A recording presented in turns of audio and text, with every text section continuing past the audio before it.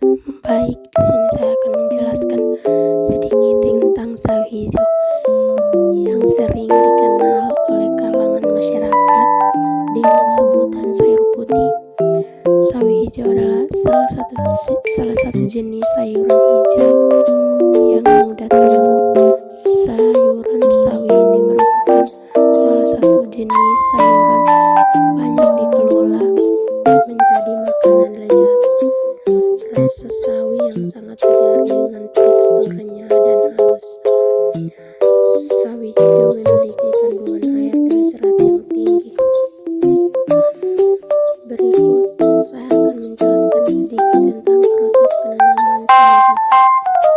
Secara umum, sawi hijau mudah dibudidayakan dan memiliki pertumbuhan yang bisa dibilang sangat cepat dan menjadi salah satu sayuran yang sering dibudidayakan oleh petani.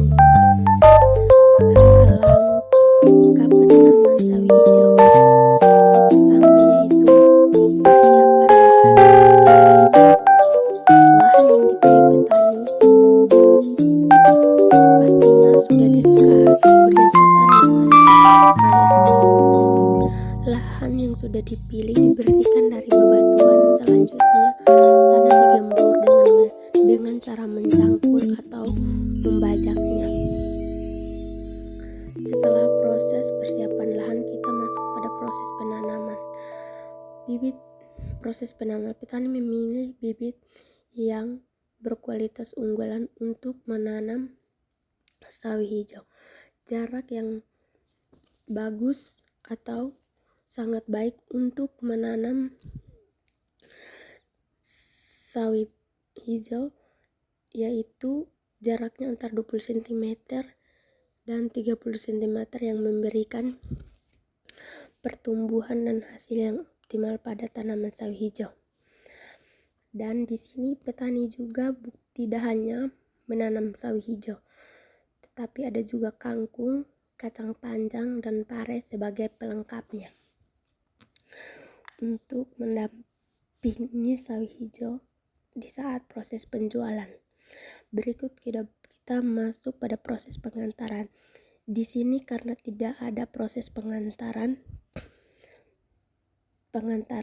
karena di sini setelah sayurnya dibersihkan tidak diantar kemana-mana oleh petani, tapi petani langsung menjualnya sendiri di depan rumah atau sudah ada lapak untuk menjual sayuran dan jika dijualkan ke pasar, petani langsung menjualnya sendiri dan tidak memberikan lagi kepada pedagang pengecer. Berikut yaitu siapa konsumennya. Konsumennya yaitu masyarakat setempat dan masyarakat dari berbagai desa atau wilayah lainnya yang masih berdekatan. Kepuasan konsumen. Konsumen merasa puas terhadap pembelian sawi hijau karena harganya yang masih dibilang sangat terjangkau dan ketersediaannya selalu ada dan memudahkan para konsumen untuk bisa membeli sawi hijau kapan saja. Pelayanan yang diberikan sangatlah ramah dan harga yang diberikan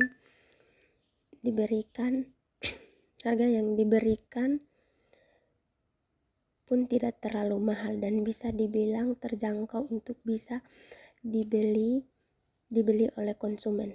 Kebijakan pemasaran, mereka menentukan siapa yang akan menjadi target pasar. Target pasar terutama apakah konsumen lokal di desa atau pasar tradisional yang terdekat. Saluran distribusi. Saluran distribusi. Para petani langsung menjual kepada konsumen di pasar lokal tanpa bekerja sama dengan pedagang pengecer di pasar lokal dan pasar tradisional.